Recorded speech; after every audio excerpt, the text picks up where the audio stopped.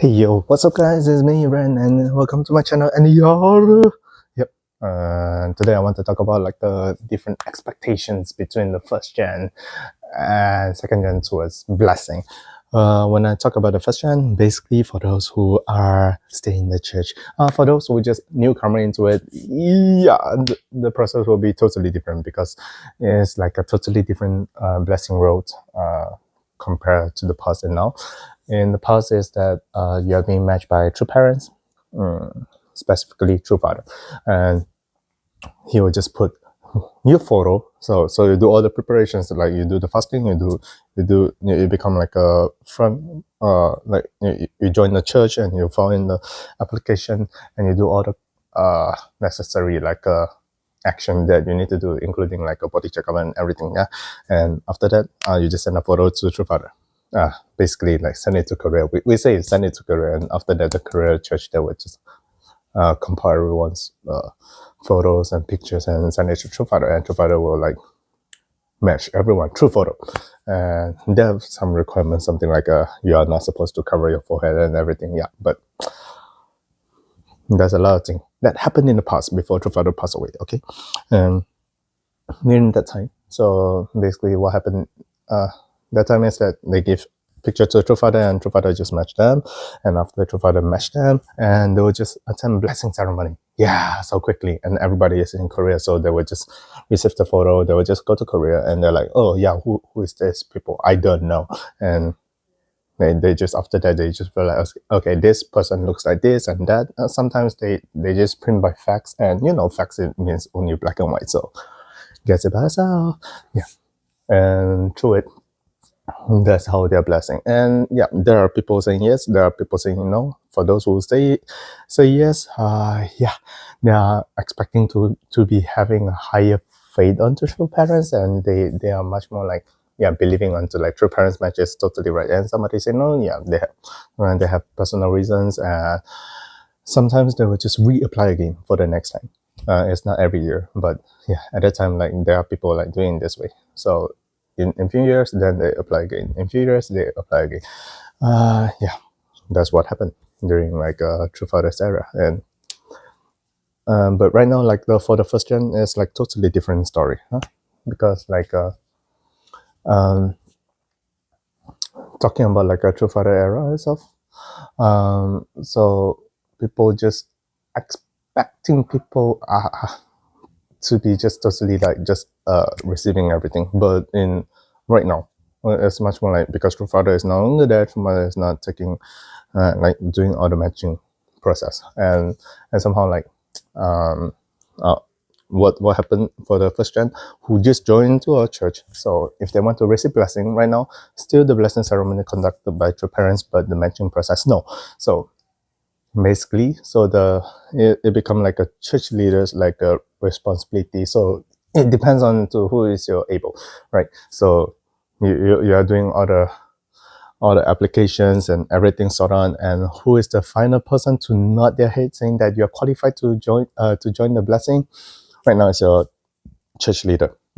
Yeah, in the past is basically, I would say, actually there's not so much standards onto that. It's just that people believing that, yeah, I can be put onto it, and yeah, that's how they apply it. Right now, totally different. So right now, the first gen, like, they're expecting very high standards of like I would say obedience, and with this, and they are being matched, and with them being matched, a lot of time it's not working. Yeah, a lot of time they need to keep on retrying, try until the end, then they got matched. Yeah, it's a pretty long process, to be honest, for a lot of first gen. Since right now our pool for first gen themselves to be matched is really little. Right now, the church in Korea, they already have another like a solution for it, but I'll talk afterwards. But I want to do a comparison, like when the second gen facing the blessing itself all the time, always, and we're being expected to be facing a expectation from the parents is that you all gonna just receive everything from me.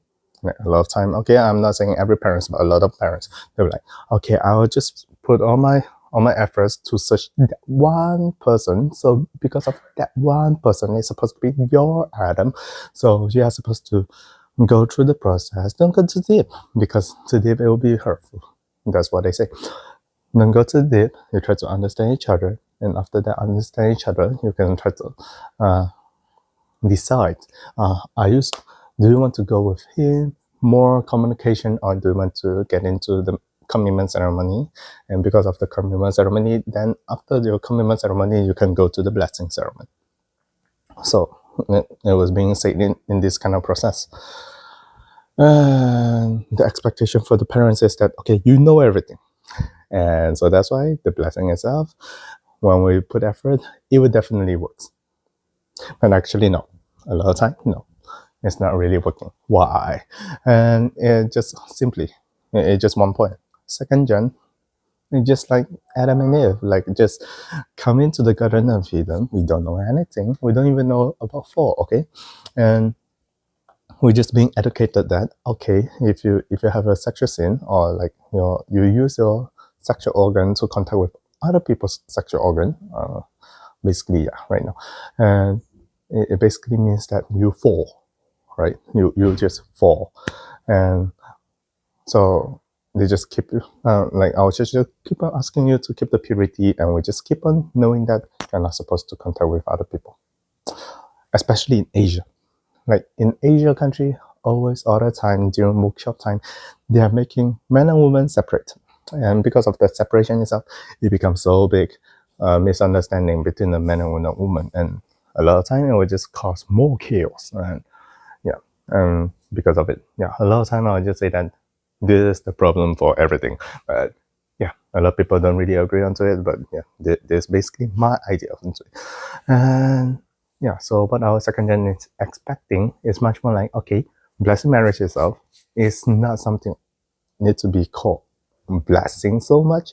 It's supposed to be called as marriage, but what does we mean in marriage is that this marriage itself is not only the man and woman come together, but it's much more like everything go according to God. So according to God's will, centering on God. So even your life mission and God made you to come into one. It's not that only by your own force. Yeah, like we are supposed to be living this way.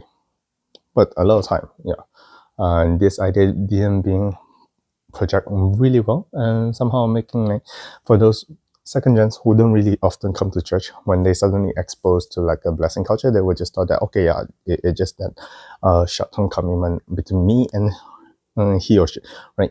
And because of this kind of misunderstanding itself, it's just making like all the tension, all the stretch between the relationship, and because like they don't really know during their commitment before their commitment ceremony. So a lot of times they will just think that I'm supposed to hide something really, really hurting onto each other. Like, I don't like you and this point of view, I don't like that point of view.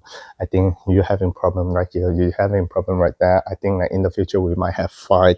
In what way? Like, people don't really try to talk about it, and because they just keep on focusing on to the term ideal. But is the idea really that matters? Like, I don't know. For me, it's not. It's supposed to be like to be truthful itself. Because why? Honesty. Like, honesty for me, cherishing the honesty itself is the most important thing. Because basically it means that with honesty, both of you emotionally are linked, and intellectually you two can be we say spiritually naked in front of each other. Yeah. So just thinking about it, we are going to face this person physically naked in the future. So whatever the good point and the bad point that you're gonna see on their physical body, you're gonna experience it spiritually as well in the future, because you are living together. So in this point, and this part of their spiritual body is not beautiful, that part of their character is not beautiful, this and that. And because of it, second gen all the time, because we are focusing so much onto ideal, so we are afraid to accept this kind of like a imperfectness. And for the first gen, because they have too much thinking and expectation about like a beautiful, perfected Adam and Eve that before the fall. So they are expecting, they have totally no flaws. They are beautiful, they are wonderful, and they are just perfect. But yeah, because of this kind of expectation difference, that caused the difference and caused the gaps that created between the second gen and the first gen parents, the parents and the children. I think from a second gen onwards itself, it will be much more neutralized, but I'm not really sure into that because the culture differences as well, it influence. But I mean, like just talking about our church culture itself in this way, because of the expectation of perfection and also like trying to keep themselves perfect, it would cause all this kind of problem. And that's why a lot of people like break their blessing afterward, because they just can't really accepting the fact that they are not really perfect, or like the other side is not really perfect, or the life itself is not really perfect. We are trying to make things into ideal. It doesn't mean that everything needs to be perfect. Yeah, good to be perfect, but it's not that you need to be perfect. You can want to be perfect, but not need to be perfect. If you're clear about it, it'll be much more easy for your life as well, I'll say. Yeah. And that's my thinking about like differences. And welcome to the expectation of matching and blessing for the second gen and first gen. And because of these kind of differences itself, yeah, so my recommendation for the second gen, always when you do the parents matching way itself, yeah, so you're supposed to do more communication. You really need to tell everything really directly onto your parents as well. And if you don't know how to mention about it, you don't know how to voice it out, I recommend you trying to take out a piece of paper, trying to write out a diary, even though it looks stupid. Sometimes in the sentence, it looks too stupid or like too much onto like a narcissist onto yourself, whatever. You write it out. When you write it down, you try to reflect onto yourself. Is it something that you can really accept onto it? You try to play some scenarios in your brain. Or if you can't play scenarios in your brain, you go outside, you try to see how people interact with each other, and you think about why is the reason, and you try to think about like, do you want it or not in the future? That's it. With it, all the small piece of information that you jot down, everything will just help you to understand yourself, help your parents to understand you as well. So with all this piece of information that you can just present in front of your like potential future husband or wife, and they will understand, okay, what I can help, what I can't help, and is this relationship I can really hold on to it or not? Do I have faith for that? Let everybody face the reality in this way, so the family will be much more happy in this way. Yeah. So for me, it's always like the differences is coming in this way, instead of like always people saying that, yeah, this is supposed to bring it onto you or that. Yeah. Oh yeah, just now I mentioned about like for the first gen right now, they have a different way of like matching blessing, right?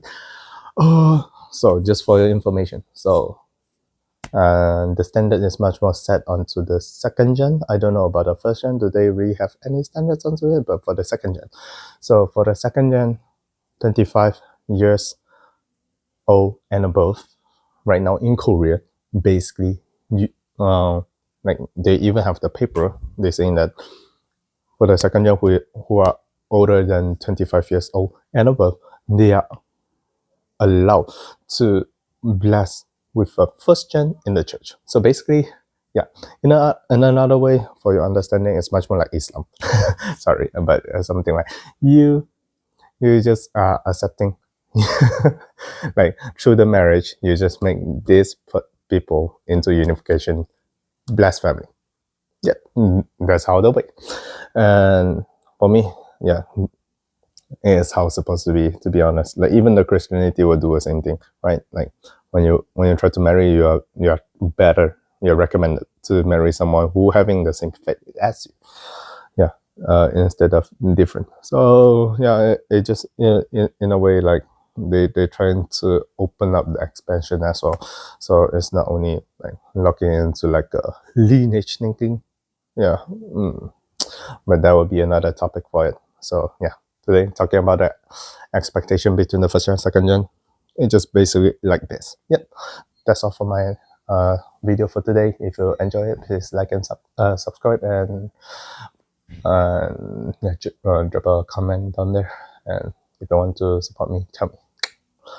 See you in my future videos. See ya.